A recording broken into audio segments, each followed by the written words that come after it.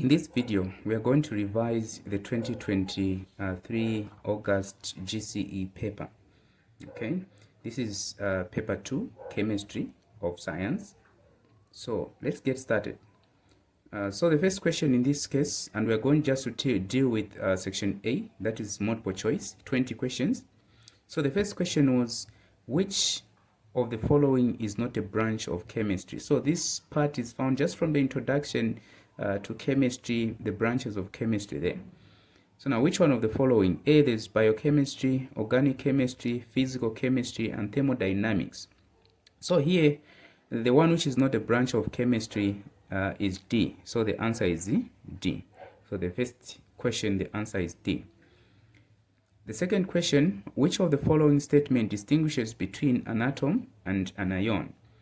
So in this case, before we even find the answer, you should know that an atom, when it loses or gains electron, or atoms of an element, when it gains or loses electron, it becomes an ion.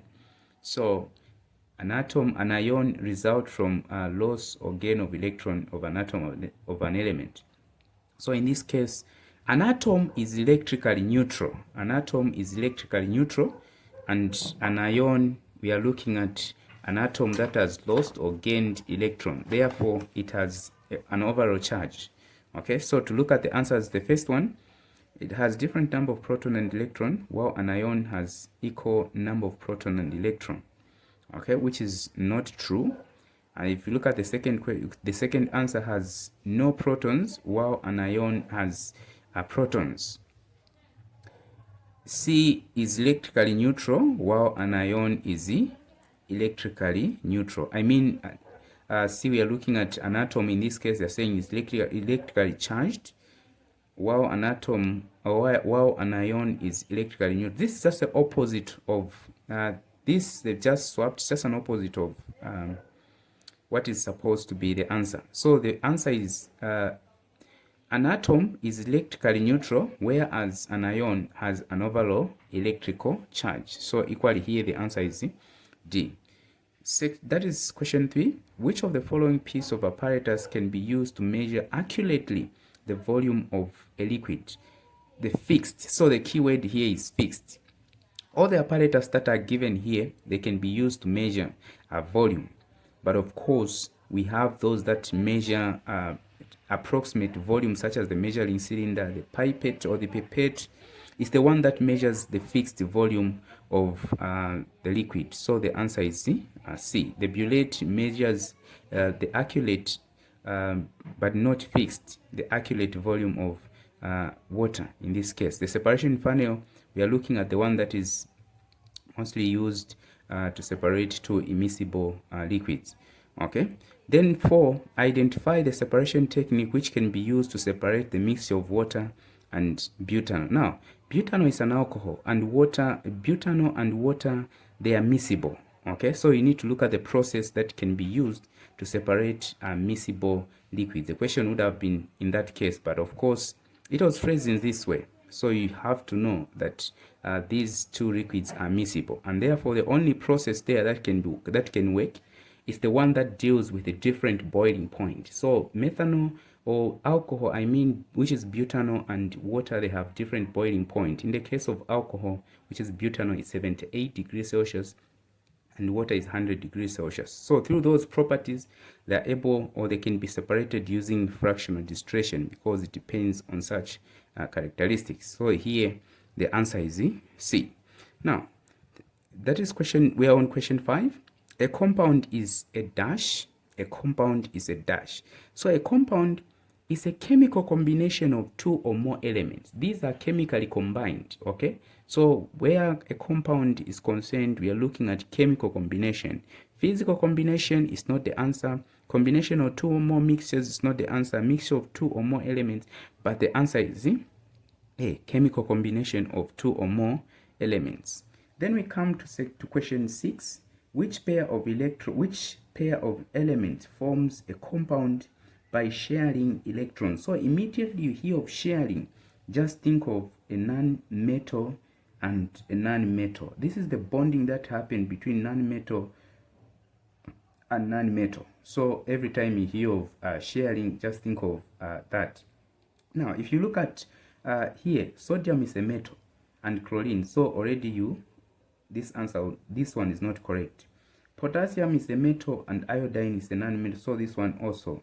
Nitrogen is a non-metal. Oxygen is a non-metal. So the answer becomes B. We cannot put, or you cannot put the answer as A because argon is non-reactive. It's found in group 8 in those noble gases that have or that are stable. Okay. So let us look at the next question. That is question 7. Question 7 reads, an element X form an ion. That is an element X with an ion. Maybe you are not seeing it clearly, but it's like this. We have 60 on top there and 27, and they are showing us it has lost 3 electrons.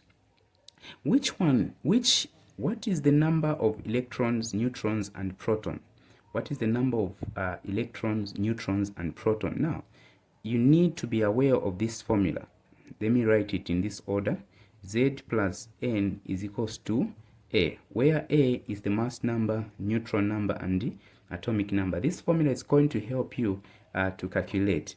And of course, the other concept you should remember here is that an atom, when it is electrically neutral, when an atom is electrically neutral, it has equal number of protons and electrons. So protons plus electrons, since electrons are negatively charged, it will give you a 0 before any reaction. So picture this one before any reaction happened. So it was electrically neutral. Now, the proton number at that point we are saying is equals to the number of what? Electrons. So 27 is equals to 0. 27 minus 27, these are protons, these are electrons. Before, that is electrically neutral. When it react in this case, it lost 3 electrons. So it is from the electron that you are subtracting 3. And therefore, from 27 minus 3, you remain with 4. So the number of electrons remained 24. So you are looking at the one that has number of electrons 24.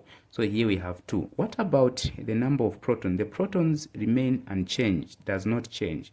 So therefore, here you have 27 and 24. So therefore, the answer is C, because it's the one that is without even us going to calculate. But if you can, just calculate the neutron number. This is just by subtracting the mass number, which is 60, subtract 27, and it will give you 33. Therefore, making C the answer. Which of the following is not a characteristic of an acid? So an acid has a sour taste, yes. Produces a hydroxide ion when dissolved in water. No, this is the base, and of course a soluble base called an alkali. So it's the one that produces the hydroxide ion as the only negatively charged ion. And therefore, this one is not the characteristic of an acid. If you find the answer, this is multiple choice. If you find the answer, just put it and move on. But you can look at other options also, of which react with carbonate to produce salt, water, and carbon dioxide. Yes, it's a characteristic. Turns blue litmus paper red, yes. So B still remains the possible answer or the best answer. Which statement explains why salt do not conduct electricity in solid state of matter? So when salt, let's say sodium chloride, in this case, when it is dissolved in water, it turns into sodium ion and chlorine ion. It is these ions that conduct electricity, or that makes salt water or salt solution a good conductor. So in its solid state, we are looking at these ions are not free to move. So the best answer here, the delocalized electrons in the salt are not free and not mobile in solid state. Okay, ions in the salt are not free and not mobile in solid state. They are, so we are talking about ions and not delocalized electrons. So the best answer becomes B. The ions in salt are not free and not mobile in solid state. They form, if you look at C, they are saying they form a free mobile ions in, so they do not form a mobile or free mobile ion. They have free and mobile delocalized electrons. So delocalized electron has to do with metal. So in this case, we go for B as the best answer. Now, question 10. When strongly heated calcium carbonate decomposes to a chemical equation shown. So this is the equation shown. As you can check, it is balanced. The number of calcium here 1, calcium here 1, carbon 1, and carbon 1, oxygen 3, oxygen 1, and 2, 3. So that is balanced. No, given that 500 gram of calcium carbonate were thermically decomposed, calculate the volume of the carbon dioxide. Calculate the volume of the carbon dioxide gas which was produced at RTP. So every time you hear of RTP, like in this case, the periodic table, the scale that was given, RTP, the molar gas volume is equal to 24 decimeter cubed. Okay, that is at RTP. Okay, now you need to be aware of this formula is equals to volume is equals to molar, that is molar gas volume. So the volume is the given volume, number of moles. You want to find the volume here. So what you do, you need to have the number of moles of carbon dioxide. Here you're asked of carbon dioxide and not anything else but carbon dioxide. So you need to find a way of finding number of moles of carbon dioxide. Then after you have the number of moles of carbon dioxide, the molar gas volume is already given. So therefore you can calculate the volume. So how do you find number of moles? So number of moles in this case, we're just going to find the number of moles of calcium carbonate that decomposed, because it's the one that we have information. Okay, in this case we use the formula given mass over molar mass. What is the given mass in this case? The given mass was 500 gram. What is the molar mass? Molar mass of calcium carbonate. If you look at calcium carbonate, we are looking at calcium having 40 molar mass, then carbon having 12, then here oxygen having 16, but there are 3 of them, so times 3. This is 48, and this is 12 plus 40, and that gives us 100 grams per mole. So the molar mass is 100 gram per mole. So if you look at this, if you divide, you are going to find number of moles of calcium carbonate to be is equals to 5 mole. Okay, that is the number of moles of calcium carbonate. Now, since we found the number of moles of calcium carbonate, what we have to do with this number of moles? We want the number of moles of carbon dioxide and not calcium carbonate. Therefore, we form a ratio of calcium carbonate to carbon dioxide. Okay, and if you look at them in terms of the stoichiometric coefficient here, or the coefficient, the number in front, they are 1-to-1 ratio. So 1 mole of calcium carbonate produces 1 mole of 1 mole of calcium carbonate produces 1 mole of carbon dioxide. Okay, so therefore without even calculating here, you know that it's a 1-to-1 ratio, and therefore the number of calcium carbonate becomes the number of what? Carbon dioxide. So number of moles of carbon dioxide in this case is equals to 5 mole. So we have the number of moles of carbon dioxide, and again we can go back to the formula now.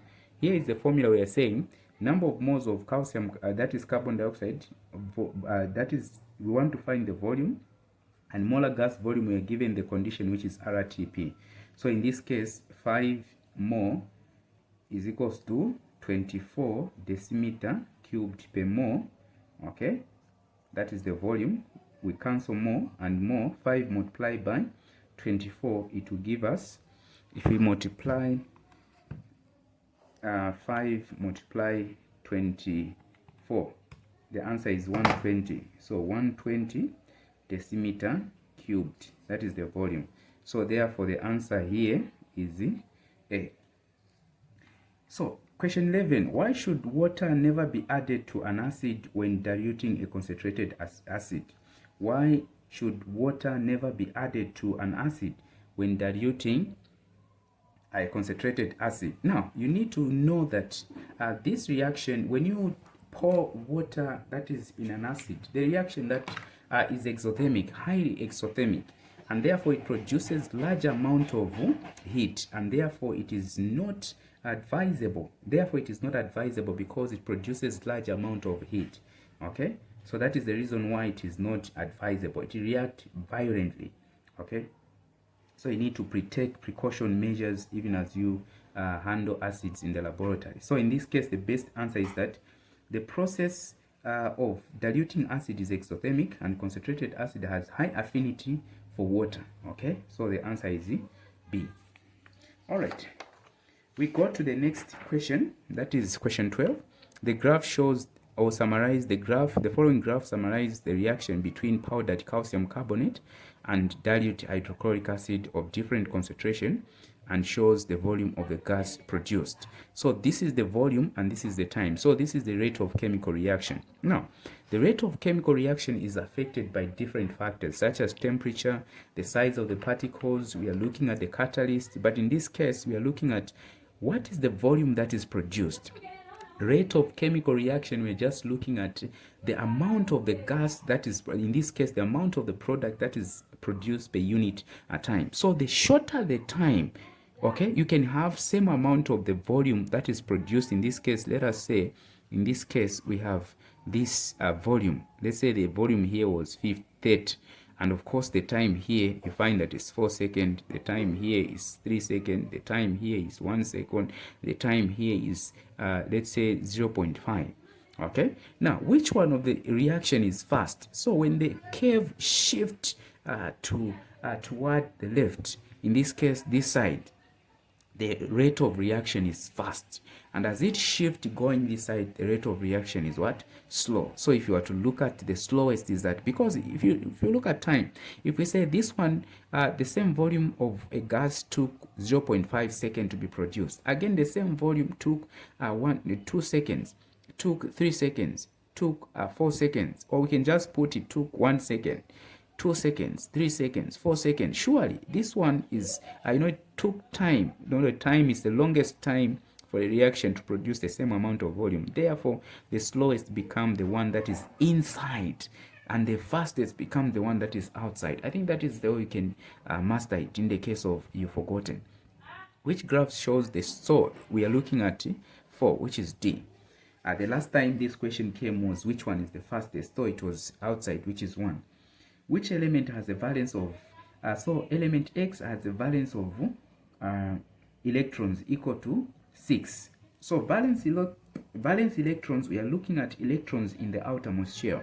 Those are what you call valence electrons. Now, we are saying it has 6 valence electrons. In which group of the periodic table does element X belong? So you should know that the number of electrons, that is the valence electrons in the outermost shell, determines the group in which the element belongs.